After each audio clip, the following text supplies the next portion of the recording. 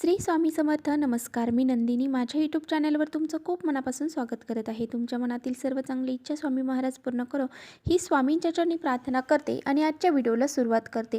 तर पहा, उद्या आहे वार शुक्रवार आणि दिनांक आहे 9 फेब्रुवारी. तर या दिवशी आलेली आहे मौनी अमावस्या. तर पौष अमावस्येलाच मौनी अमावस्या, त्याचबरोबर दर्श अमावस्या असंही म्हटलं जातं. प्रत्येक महिन्यामध्ये एक अमावस्या येत असते आणि या प्रत्येक अमावस्येचं वेगवेगळं महत्त्व हे असतं. तर ही जी मौनी अमावस्या आहे, तर त्याचं महत्त्व असं आहे की या दिवशी मौन पाळलं जातं.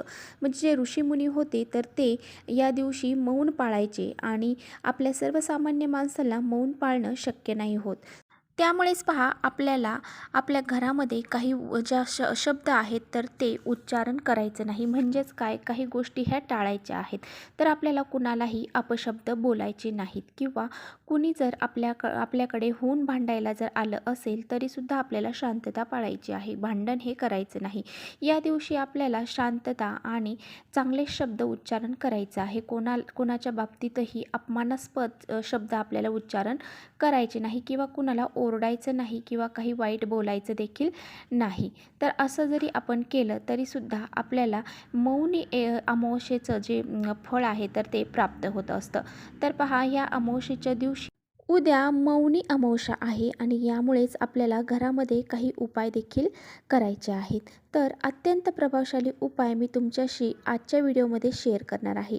तर पिंपळाच्या झाडाला आपल्याला अशी ही एक वस्तू अर्पण करायची आहे, ज्यामुळे पहा, आपली कितीही कठीण इच्छा असू द्या, ती पूर्ण झाल्याशिवाय राहणार नाही. आपल्या घराची, मुलांची, पतीची खूप सारी प्रगती होईल आणि आपल्या ज्या काही इच्छा असतील तर त्या देखील पूर्ण होऊन जातील. आपल्या घरामध्ये दोष अडचणी असतील ते सुद्धा दूर होऊन जातील. त्यामुळेच आपल्याला पहा, उद्या अमावस्या आहे आणि हा एक उपाय उद्या आपल्याला करायचा आहे.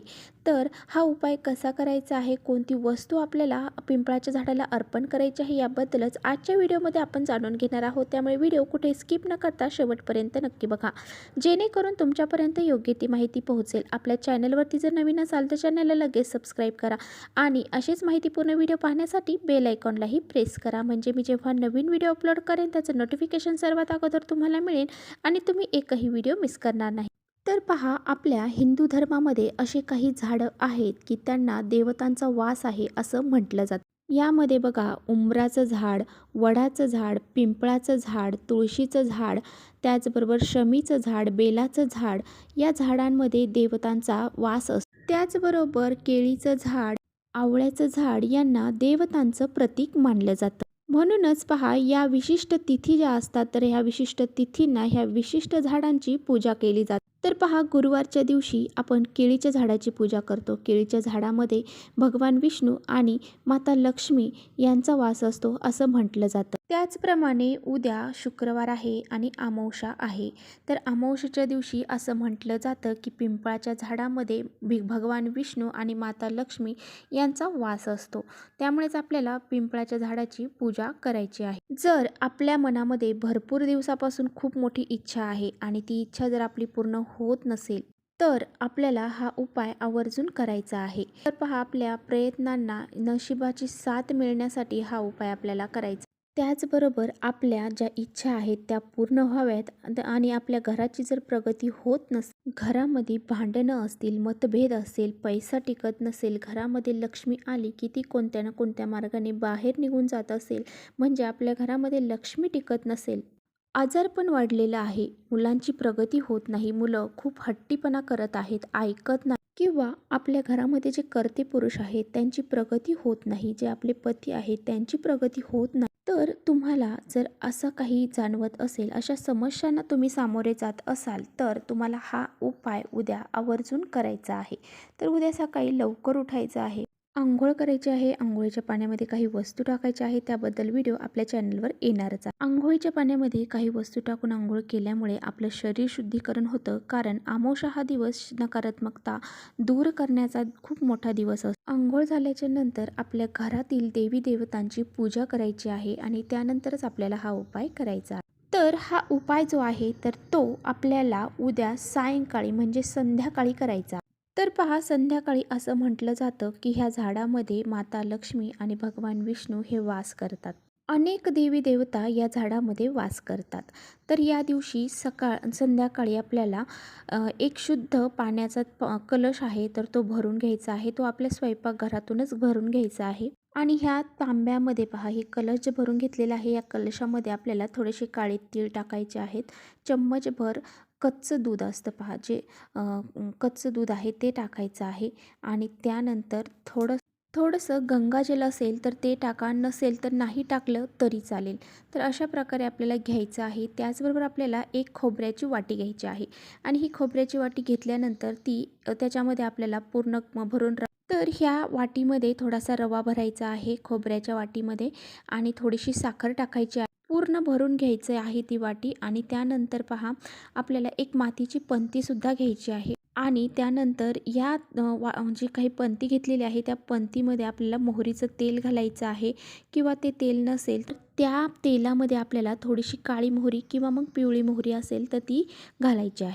2 वातींची एक वात करायची आणि त्यामध्ये घालायची. आणि त्यानंतर पहा, हे सर्व घेऊन आपल्याला पिंपळाच्या झाडाखाली जायचं आहे. सर्वात अगोदर गेल्यानंतर आपल्याला दिवा प्रज्वलित करायचा आहे. दिवा प्रज्वलित करण्या अगोदर तो डायरेक्ट भूमीवर न ठेवता त्याखाली आपल्याला एखादं पिंपळाचं पान तिथलं असेल तर ते ठेवा किंवा मग तांदूळ ठेवले तरी चालतील. आणि आता पहा, त्यानंतर आपल्याला जो तांब्यावरून कलश घेऊन गेलेलो आहोत तर ते पाणी आपल्याला गोलाकार पद्धतीने त्या पिंपळाच्या झाडाला अर्पण करायचं आहे. अर्पण करत असताना ओम नमो भगवते वासुदेवाय नमः या मंत्राचा जप करत ते पाणी आपल्याला त्यामध्ये अर्पण करायचं आहे त्या झाडाच्या मुळाशी.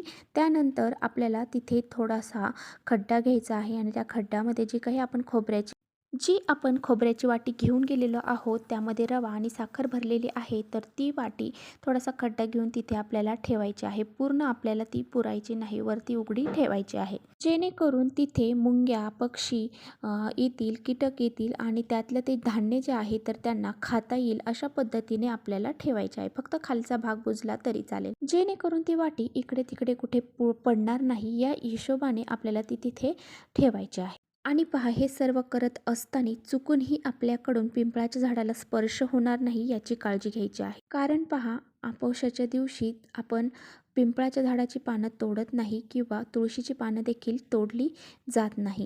त्यामुळे पहा, पानं आपल्याला तोडून नाही घ्यायची. तिथे जवळच असतील तरच त्यामध्ये दिव्याखाली ठेवायची आहेत, अन्यथा नाही ठेवली तरी चालेल. परंतु आपण जे काही फुलं घेऊन गेलेलो आहोत त्या फुलांच्या पाकळ्या जरी त्या दिव्याखाली ठेवल्या तरी चालते. तर अशा प्रकारे आपल्याला करायचं आहे. त्यानंतर आपल्याला 11 प्रदक्षिणा घालायच्या आहेत. ओम नमो भगवते वासुदेवाय नमः या मंत्राचा जप. आणि प्रदक्षिणा मारून झाल्याच्या नंतर तिथे आपल्याला हात जोडून बसायचं आहे. आणि बसल्यानंतर आपल्याला भगवान श्री हरी विष्णूंचं नामस्मरण करायचं आहे, माता लक्ष्मीचं नामस्मरण करायचं आहे आणि जी काही आपली इच्छा आहे तर ती तिथे व्यक्त करायची आहे. तर पहा, अशा प्रकारे आपल्याला हा उपाय करायचा आहे.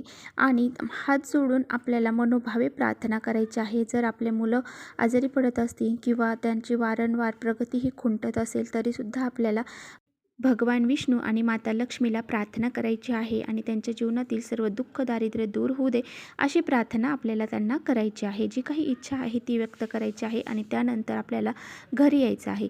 आणि पहा, जे काही आपण तिथं खोबऱ्याची वाटी ठेवलेली आहे तर त्यातले जे काही ज्या वस्तू ठेवलेल्या आहेत आपण, त्या कीटक येऊन, पक्षी येऊन खाऊन जातात आणि जसं जसं ते खाऊन जातात तसं तसं आपले प्रगती होण्यास मदत होत असते. तर अशा प्रकारे पहा, आपल्याला हा उपाय करायचा आहे. करून पहा, नक्की तुम्हाला याचा रिझल्ट नक्की जाणवेल. तर चला, इथेच करते व्हिडिओचा एंड. व्हिडिओ आवडला असेल तर नक्की लाईक करा. चॅनलवर नवीन असाल तर चॅनलला सबस्क्राईब करा. परत भेटूया असं छानशा व्हिडिओसोबत. तोपर्यंत श्री स्वामी समर्थ.